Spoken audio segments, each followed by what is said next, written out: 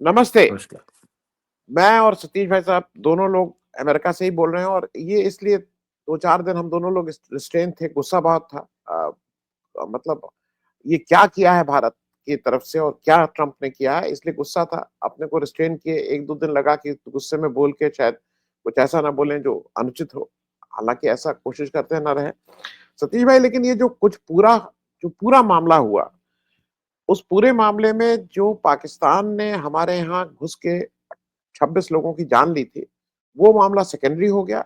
और मैं तो सीएनएन, मतलब मैं दुनिया की वो देख रहा हूँ, सब जगह ये बताया जा रहा है 2-3 चीजें, और मैं अलग-अलग आपसे उस पे करूँगा। पहला, हम और पाकिस्तान को एक लाइन में खड़ा कर दिया गया है। बिल्कुल। We have been put together, number 1। Number 2, ये भी कर दिया गया है कि हम लाख कह रहे थे, हम तो हमसे यहाँ कई लोगों ने पूछा, हमने कहा भाई युद्ध पे बात नहीं करेंगे। हमने कहा कि it is a bilateral thing. हमारे यहाँ कहा गया था कि हमारे और पाकिस्तान के बीच की बात। लेकिन इस सीज़फायर, एक तो हमें पता ही नहीं लगा, देश को अभी तक नहीं पता लगा कि वॉर हो गई थी। और ये हमें प्रेसिडेंट ट्रंप के हवाले से पता लगा कि देश में वॉर हुई है और सीज़फायर हुआ है, क्योंकि there was no declaration of war. मैं थोड़ा इस पे आपकी एक इनिशियल टिप्पणी ले लूँ, ये क्या किया है देश के का डिफेंस बोलिए या जो विदेश वो है, या ओवरऑल ये मोदी जी क्या कर रहे हैं भाई? तो इस पे एक टिप्पणी ले लें, फिर मेरे कुछ 2-4 प्रश्न और हैं इसलिए। ये मुझे लगता है कि जिस तरह सरकार चलाई जा रही है, जहाँ ट्रांसपेरेंसी नहीं है, जहाँ सबको साथ लेके चलने की बात नहीं खड़ी होती, वहाँ इस तरह की मुश्किलें हमेशा आएँगी, क्योंकि हम बताना चाहते हैं कि हम सबसे आगे हैं, हम ठीक हैं और कोशिश नहीं करते कहीं नेगोशिएशन की बातचीत करने की। एक हमारे विक्रम डोराईस्वामी हैं, उनका सबसे अच्छा हमने वक्तव्य देखा। लेकिन सब मिला के जो था, सरकार ने किसी को साथ लिया नहीं और लिया तो इस तरह से कि हमारे साथ चलिए। ये नहीं कि ये बात ये है, असलियत ये है, इसमें क्या करना चाहिए, आपकी राय क्या है, ऐसा नहीं। तो जब हम ऐसा करते हैं कि एक नेता, एक जगह, एक दफ्तर में सब चीज़ें तय हो गई देश भर की और कह दिया गया कि इसको कुछ इस तरह करो कि छुपा-छुपा के चलो, तो किसको क्या मालूम पड़ेगा? तो उन्होंने देश को साथ नहीं लिया, दुनिया को साथ नहीं लिया, उसका नुकसान जो हुआ है, वो सबको दिख रहा है कि जो एक नैरेटिव था, देखिए उ कुछ लोगों ने आके हमारे 3 लोगों ने हमारे यहाँ आके 26 लोगों की जान ले ली। ये 3 लोग कौन थे? हमने कह दिया पाकिस्तानी थे, पाकिस्तान सरकार उनके पीछे थी। ये अगर सच भी है, उस सच को इस तरह कहना पड़ता है कि लोग उसको विश्वास कर सकें। कोई देश नहीं उस बात मान रहा है। सब जानते हैं कि उसके पीछे पाकिस्तान रहा होगा। उसको आप कैसे कहते हैं, वो जो प्रोसेस है वहाँ गड़बड़ हो गई। एक बार तो प्रोसेस गड़बड़ कर दी, तो उसके बाद वो बात जो जैसे कि 2 लोग झगड़ रहे हैं, 2 लोगों ने इस तरह झगड़ा नहीं किया कि 2 राज्य हैं। ऐसा किया जैसे 2 लोग आपस में गुत्थी में लग गए। तो कुछ इस तरह की बातों से जो नैरेटिव बनाने की बात थी, वहाँ हम लोग इसलिए कि हम महान हैं, अगर हम मान लेंगे महान हैं, तो इस तरह गड़बड़ियाँ होती रहती हैं। जब मैंने पहली बार जब देखा, मैंने कहा ये तो क्या हुआ? जब ट्रम्प साहब ने अनाउंस किया कि सीज़फायर हो गया है, तब मालूम पड़ा कि वॉर हुआ होगा, जैसे आपने कहा। जब वॉर हुआ ही नहीं था, तो सीज़फायर कैसे होगा? आप तो वॉर नहीं कह रहे थे, आप तो कह रहे थे स्कर्विश हो रही है, अब थोड़ी झड़प हो रही है, हमने खाली वो टारगेट लिए हैं, मिलिट्री का कोई नुकसान नहीं हुआ है। जब मिलिट्री का कोई नुकसान नहीं हुआ, वॉर कैसे हो गई? तो ज़ाहिर है पहले जैसे ही पाकिस्तान ने हमला किया हमारी मिलिट्री पे, प्रधानमंत्री को चाहिए था कि देश के सामने आते, कहते कि पाकिस्तान ने हमला किया है, हम अभी युद्ध की स्थिति में हैं और हम सोच रहे हैं कि किस तरह से कम समय में कम से कम डैमेज से खत्म करें। ऐसा कुछ नहीं किया गया। तो ट्रंप साहब ने कहना शुरू किया, हम तो सुनते थे, जेडी वैंस ने कुछ कहा, रूबियो ने कुछ कहा, उपराष्ट्रपति वगैरह कुछ कहता है, वहाँ का विदेश मंत्री कुछ कहता है, दोनों की बातें अलग-अलग थी। और इस तरह से एक जो माहौल बना, उसमें लगा कि भारत सरकार ट्रांसपेरेंसी के साथ ना अपने लोगों को और ना दुनिया को लेके चल रही है। उसका नुकसान देख रहे हैं हम कि कोई भी हमारे साथ खड़ा नहीं हुआ रूस के अलावा। उसका नुकसान ये हुआ कि कहाँ हम टेररिज्म की बात कर रहे थे, अब सिर्फ़ कश्मीर की बात हो रही है। जो कुछ भी हमने अब तक एक जो हमारी अब तक उपलब्धियाँ थी, वो एक तरह खत्म हो गई। तो इसका नुकसान काफ़ी हुआ है। उसको कैसे नैरेटिव बनाते हैं हमारे लोग कि दुनिया उसको ठीक से देखे, अगली बात है। जी। जी। मैं सतीश जी, मैं एक चीज़ और ज़रा समझना इसलिए चाह रहा हूँ। ये जो प्रधानमंत्री जी की एक लगातार आदत, जिसको अगर हिंदी का कड़ा शब्द कहें तो मुँह चुराने की आदत है। समस्या आती है तो वहाँ से भाग जाते हैं। ये अवॉइड आप नहीं कर सकते हैं। देखिए, आप आपने ना, देश में अगर इतनी बड़ी बात हुई थी तो आपको राष्ट्र के नाम संदेश बोलना चाहिए था। आपको जो ऑल पार्टीज मीटिंग थी उसमें आके आपको बैठ के अपना पक्ष और उनको बुलाना चाहिए था। आपको अच्छा ऐसा नहीं कि आप नहीं, आप अपनी एक आप एक फ़ोटो जारी करवा रहे हैं कि सारे आप डोभाल साहब के साथ और इनके साथ बैठ के आप एक मीटिंग कर रहे हैं और उसमें वो एक आदमी नोट्स ले रहा है। इस बार आपको सबक समझ में आ गया है कि आप इस बार ये राय नहीं दे रहे हैं कि कैसे जहाज़ उड़ेंगे और कैसे नहीं उड़ेंगे। मैं इसलिए कह रहा हूँ कि ये भी एक देश का वो है अजीब-सा है कि जो हमारा सर्वोच्च पद पे बैठा हुआ जो हमारा नेतृत्व है, वो मुँह चुराता है। मैं इस पे एक टिप्पणी लूँगा और इसका कंपैरिज़न बार-बार इंदिरा गांधी से हो रहा है। इंदिरा गांधी का ये कंपैरिज़न बार-बार अब होने लगा है। मैं इस पे एक टिप्पणी ले लूँ। जी देखिए, मणिपुर अपने आप में बहुत बड़ी बात थी, जब उन्होंने आके कुछ नहीं कहा, वहाँ गए भी नहीं, कुछ नहीं कहा। जितनी भी घटनाएँ हुई हैं पिछले 11 साल में, कभी उन्होंने पहल नहीं की, कभी उन्होंने किसी को संदेश नहीं दिया, सिर्फ़ उन्होंने कोशिश की थी कोविड के दौरान। वहाँ भी क्या संदेश दिया कि ताली बजाओ। तो यानी कि जहाँ भी एक कोई सब्सटैंशियल यानी कि जिसपे कोई मैच्योरिटी हो, कोई ऐसी चीज़ कहनी हो जो समझदारी के साथ, वहाँ वो पीछे हट जाते हैं। क्योंकि उस साथ दिखता है कि जर्नलिस्टों के साथ बात नहीं करते, प्रेस कॉन्फ्रेंस नहीं देते। उनमें कहीं न कहीं कोई कमी उनको महसूस होती है कि हम एक्सटेम्पोर किसी बात पे बात नहीं कर सकते और कहीं जाएँगे तो कहीं गड़बड़ हो सकती है। तो वो हमेशा जैसे लोग कहते हैं ना कि एक स्टूडियो में वो स्टूडियो के वातावरण में रहते हैं। इवेंट मैनेज करते हैं, वो स्टूडियो में रहते हैं। उनको देश में और जनता के साथ जो है सिर्फ़ एक क्यूरेटेड इवेंट चाहिए। जो चीज़ क्यूरेटेड नहीं है, जो उन्होंने क्यूरेट नहीं की है, वहाँ वो समझ नहीं पाते क्या करें। तो जो इवेंट इनके बिना कहे हो जाते हैं, वहाँ उनको वो असमंजस पड़ जाते हैं, क्या कहें और व्यक्तिगत रूप से नेतृत्व नहीं कर पाते। नेतृत्व वही होता है जहाँ इवेंट मैनेजर बन जाते हैं। तो ये एक पैटर्न आपने 11 साल में देखा होगा।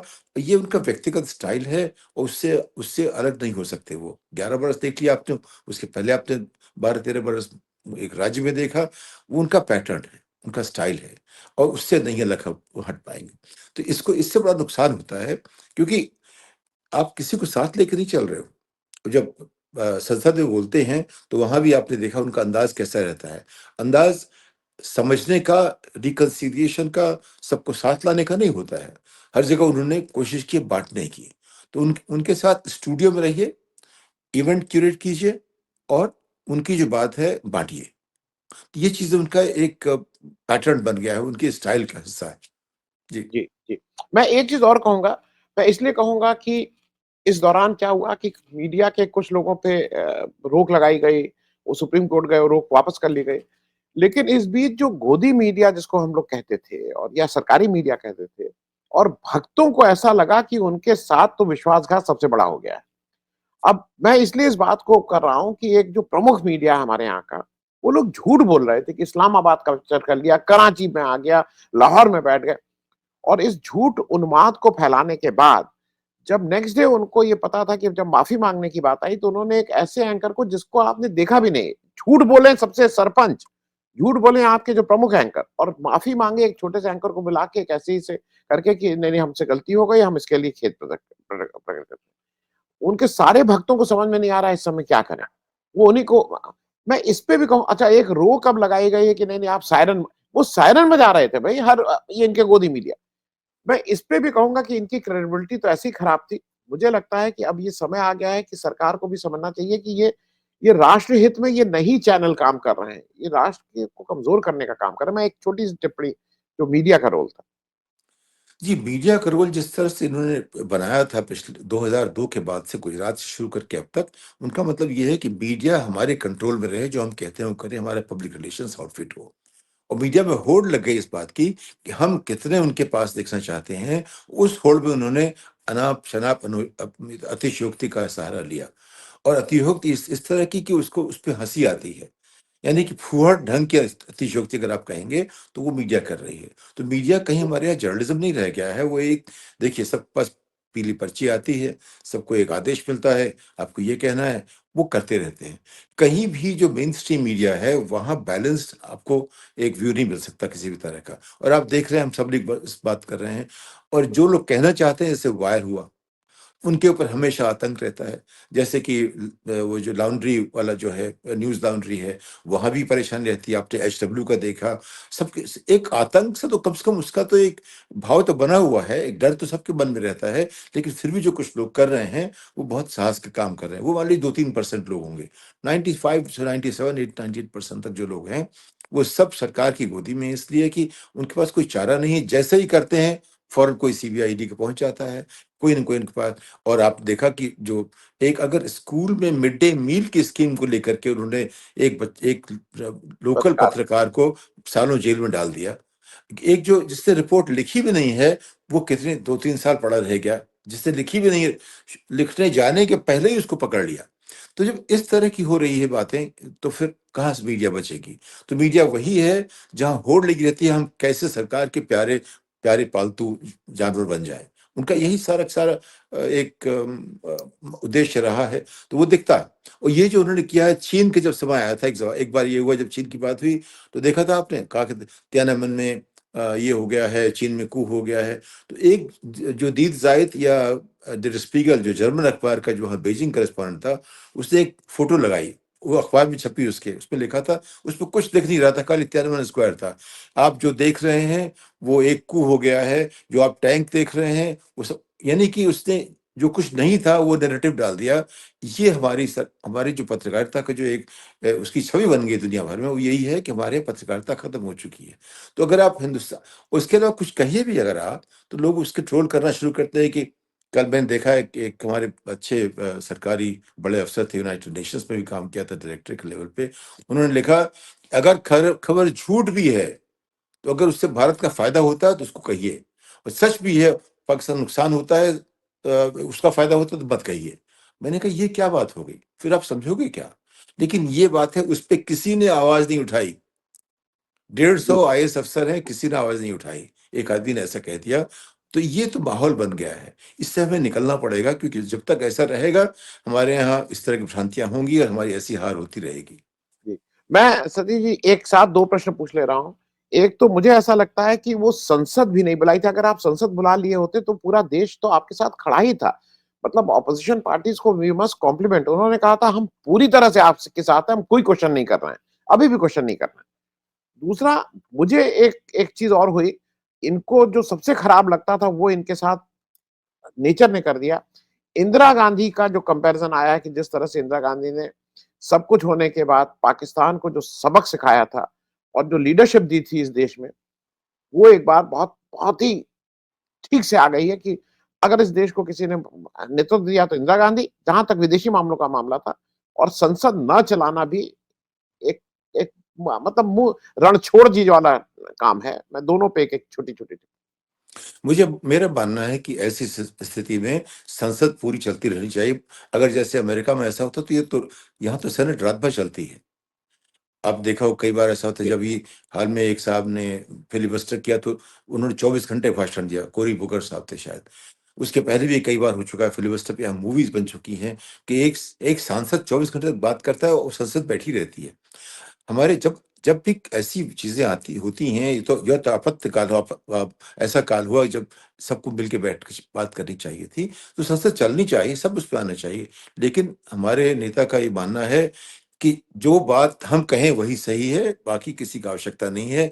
तो जब ऐसा माहौल बन गया है कि एक दफ्तर तय करता है देश की नीति क्या है, देश में क्या होना चाहिए, किसी बात की ज़रूरत नहीं है, उससे जो कहा जाए आप पास करते रहिए, तो उस माहौल में आप क्या कर सकते हैं? तो ये जो है नेतृत्व की मान लीजिए बहुत मजबूती है कि वो ऐसा कर सकते हैं। उनके लोग कुछ कहते नहीं हैं। एक तो ये मान सकते हैं, या देश की कमज़ोरी है कि वो उसको मना नहीं सकता। तो उनकी मजबूती है, लेकिन देश की कमज़ोरी है, ये मैं इसको कहूँगा। जी। जहाँ तक श्रीमती गांधी का सवाल है, अभी इतिहास में कोई भी 20वीं सदी में और अभी तक कोई भी नेता ऐसा नहीं हुआ जिसने 11 दिन में एक लड़ाई करके एक पूरा देश बना के उनको वापस भी कर दिया। ये इतिहास में एक अभूतपूर्व चीज़ है, जिसका मुकाबला कोई देश आज तक नहीं कर सका है। ना अमेरिका कर पाएगा, ना यूरोप का कोई देश कर पाएगा, ना चीन कर पाएगा। कि चीन शायद कर ले कभी, पता नहीं, अभी तक किसी ने किया नहीं है। जो लिखित इतिहास है, उसमें ऐसी कोई चर्चा कहीं नहीं है। जो उन्होंने किया, सोच के भी लगता है ऐसा कैसे हो गया। उसमें शायद जो एक जोड़ी थी श्रीमती गांधी की और सैम मानेकशॉ की, उनकी जो भी उन लोगों ने किया, जिस तरह से मानेकशॉ ने उसको क्यूरेट किया अंजाम उस दिया, इवेंट को, अंजाम जिस दिया। तरह हाँ, बिल्कुल। तो वो कह रहा हूँ, वो जो बात है। और देखिए, अब इंदिरा गांधी के नेतृत्व में इमरजेंसी को निकाल दीजिए, तो वो अपने आप में उस समय के लिए एक्सेप्शनल नेता थी। ऐसे नेता बहुत कम देखिए, वो बहुत बड़े देश की पहली महिला प्रधानमंत्री भी थी।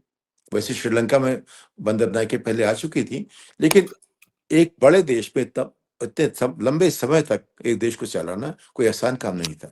नेहरू जी के बाद उनका सबसे लंबा काल चला, और जब तक उनको जाने के लिए भी किसी को मारना पड़ा, वरना उनमें इतनी क्षमता थी, करीब 2-3 बार और प्रधानमंत्री बनती वो। तो वो जो एक नेतृत्व उनका था, लोगों को समझने की बात थी। अब आप समझ सकते हैं कि व्यक्ति के साथ कुछ विकार होते हैं, बेटे के नाम पे कोई गलतियाँ हो गई, वो सब बातें अलग हैं। लेकिन लीडरशिप में किसी ने ये नहीं कहा कि वो हमारी नेता नहीं थी। इंदिरा इज़ इंडिया कहना भी आसान नहीं था किसी के लिए उस ज़माने में। तो जो जो हमारे जो नए नेता हैं, वो शायद उनका अनुकरण कर रहे हैं, वो चाहते हैं उनको लोग कहें कि वही भारत बन गए हैं। लेकिन उसके लिए उनमें ऐसा व्यक्तित्व होना चाहिए जो लोग बाँध सकें। उनकी जो पीआर की कोशिशें हैं, इन्होंने डरा के लोगों पर आया है, उन्होंने प्रेम से बनाया था। ये बड़ा मुश्किल, एक डर से बनाते हैं, एक प्रेम से नेता बनते हैं। तो वो बात हमेशा कंपैरिज़न हमेशा रहता है रहेगा, क्योंकि इंदिरा जी ने एक मानक खड़ा किया था। उस मानक के सामने सबको अपनी नाप बतानी पड़ेगी, हम यहाँ यहाँ यहाँ तक उतरे। लेकिन वैसा मानक विश्व में कोई नहीं रहा है अभी तक। जी, सारी कमज़ोरियाँ आप देखते रहिए, लेकिन जो अच्छाई में जो बांग्लादेश का जो जन्म हुआ है, और जिस तरह से उन्होंने किया है, जिस तरह अमेरिका को अंगूठा दिखाया, जिस तरह तमाम देशों को, चीन को इधर किया, वो कोई आसान बात नहीं थी। वो एक लगता है कोई दैविक शक्ति थी। वैसे हम ऐसा शब्द का इस्तेमाल नहीं करना चाहते थे, लेकिन समझना आसान नहीं है। जी। नहीं, और सतीश जी, मैं दर्शकों को ये भी याद दिला दूं कि जब वो केवल पाकिस्तान के 2 टुकड़े किए और पाकिस्तान को मजबूर किया कि आके हमारे यहाँ शिमला एग्रीमेंट करो, हम कहीं थर्ड पार्टी इंटरवेंशन नहीं होगा। जो बिल्कुल। आज की तारीख, और हमारे पास तब खाने की भी दिक्कत हुआ करती थी। मतलब वो एक बहुत भारत का एक बहुत टफ टाइम था आर्थिक रूप से। जी। मैं अंतिम प्रश्न एक चीज़ आपसे पूछ लूँ। मुझे कहीं-कहीं ये लग रहा है कि इस उसमें हमने सिर्फ खोया-खोया है। हमने अपने आदमी खोए, उनकी हत्याएँ हुई, हमने डिप्लोमैटिकली खोया, और सबसे बड़ी चीज़ ये खोई कि आज चाइना पूरी तरह से चीन पाकिस्तान के साथ खड़ा हो गया। उसने कहा दे आर आयरन ब्रदर्स, वो स्टील की तरह एक-दूसरे के भाई हैं।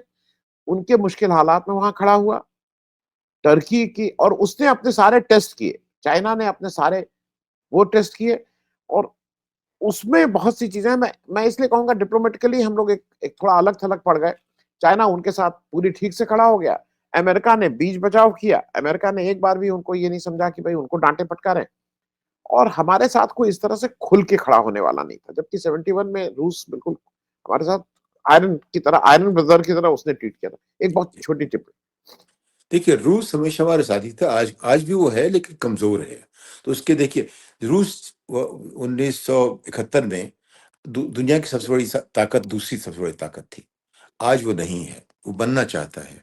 रूस की जो आमदनी है वो चीन की 1/10 हो चुकी है।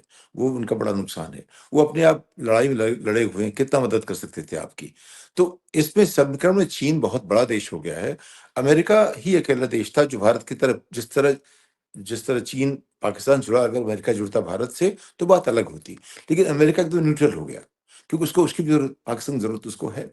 तो ये बहुत बड़ी मुश्किल है कि भारत के पास आज कोई अपना दोस्त नहीं है, और पाकिस्तान इस बात को कहा है। पाकिस्तान ने कहा है कि इसी बात से बात ज़ाहिर हो जाता है कि भारत गलत है कि उनके पास कोई खड़ा नहीं हुआ। हमारे साथ चीन भी है, तुर्की भी है, अज़रबैजान भी है, उन्होंने तीनों के नाम लिए। उनका आईएमएफ ने उनको पैसा भी दिया भारत के अपोज़िशन के बाद भी। आईएमएफ ने, वहाँ सिर्फ भारत अकेला अपोनेंट था। सबने उसको पैसा देने के लिए कहा, हाँ, दे दीजिए। अब आप सोच लीजिए, अगर भारत की बात यहाँ तक लोग ये मानते हैं कि पैसा भी थोड़ा डिले कर देते, उस पर थोड़ा-सा रोक लगा देते, थोड़ी लंबी बहस करते, 4 दिन नहीं देते, ऐसा भी नहीं। तो इसका मतलब ये हुआ कि हमारी बात जो है पहुँच नहीं रही लोगों तक। और उसके लिए हम ज़िम्मेदार हैं। ज़िम्मेदारी हमारी है कि हम इस तरह से कह रहे हैं। अगर हम कहते रहें कि हम विश्व गुरु हैं शुरू से ही, तो फिर कौन बात सुनेगा हमारी? अगर हम इतने सशक्त माने, वल्नरेबिलिटी बतानी चाहिए। हमारी वल्नरेबिलिटीज़ ये हैं। दुनिया को इसमें बुरा नहीं लगता। लेकिन हम कहते हैं हम बहुत ताकतवर हैं, फिर हमारे साथ कौन रहेगा? तो ये जो एक बड़ा नैरेटिव का मुश्किल हो गई है कि हम अपने आप को इतना ताकतवर कहते हैं, हमें किसी की ज़रूरत ही नहीं है। जी, और जी, फिर हमें सबसे ज़रूरत सबकी भीख माँगनी पड़ी। जिस तरह से अमेरिका ने किया है, 75 साल की नीति हमारी खत्म हो गई। कम से कम 71 से तो शिमला अकॉर्ड से तो ये नीति थी, हम किसी और को लाने नहीं देंगे। मनमोहन सिंह ने आने नहीं दिया, मोदी जी ने खुद नहीं आने दिया, ये पिछली बार। उन्होंने कहा कि नहीं, हमें आपकी ज़रूरत नहीं है। और अब जो है ट्रम्प 2 में, ट्रम्प के दूसरे दौर में वो इतने शिथिल पड़ गए हैं, क्या इसके पीछे अडानी जी हैं? उसकी जी, वजह है? क्या जी, हो सकता है? ये सोचने की बात है। जी। जी, उस पे एक दिन और चर्चा करेंगे कि वजह क्या है, लेकिन फिर से मैं दर्शकों को याद दिला दूं कि वही अमेरिका था जिस अमेरिका को इंदिरा, मतलब मैं इसलिए इसको बार-बार कर रहा हूं कि हमने अपनी पोजीशन को स्ट्रांग रखा था। हमने सब कुछ को करने के बाद भी हमने एक अपने को इन सबसे साफ-साफ दिखाई दे रहा था, हम किसी के दबाव में नहीं आ रहे थे। अब मेरे हिसाब से ये थोड़ी चिंता की बात है और मैं एक और चलते-चलते मैं सबको जैसे वो देता हूँ, मेरे हिसाब से मोदी जी को अब थोड़ा नेतृत्व परिवर्तन कर देना चाहिए। उनको जो अच्छा लगे, उनको अमित शाह अच्छे लगते हैं, अमित शाह को दे दें। उनको पीयूष गोयल अच्छे लगते हैं, पीयूष गोयल को प्राइम मिनिस्टर, निर्मला सीतारमण जी को बना दें। उनको जो उनको भी बना सकते हैं राज्यसभा से लाके, जो उनकी एक पुरानी, जिनको एचआर मंत्री बनाए थे, स्मृति ईरानी को बना दें, जिसको चाहें। लेकिन मोदी जी अब थोड़ा आपको थोड़े इस तरह के डिसाइसिव लोग जो कम से कम मुँह से तो ठीक से वार करते हैं, उन लोगों को लाइए। आपको जो लगता है, आपको भई योगी आदित्यनाथ अच्छे नहीं लगते, उनको मत लाइए। लेकिन आपके जो कुछ चहेते लोग हैं, जो उसमें से किसी को लाइए, क्योंकि अब नहीं, आपसे चल नहीं रहा है मोदी जी। सतीश भाई, बिल्कुल। Thank you so much. I mean it is high time that we must have a change in leadership in, और आरएसएस के लोगों से भी मेरा आग्रह है। भागवत जी, देखिए ज़रा कुछ चेंज कराइए, किसी को लाइए ऐसा जो कुछ कर सके बिल्कुल, डिसाइसिव। थैंक यू सो परिवर्तन मच। की जो बात शुरू हो चुकी है। चलिए, जी, जी, जी। Thank you so much. बहुत-बहुत नमस्कार। धन्यवाद। जी, नमस्कार।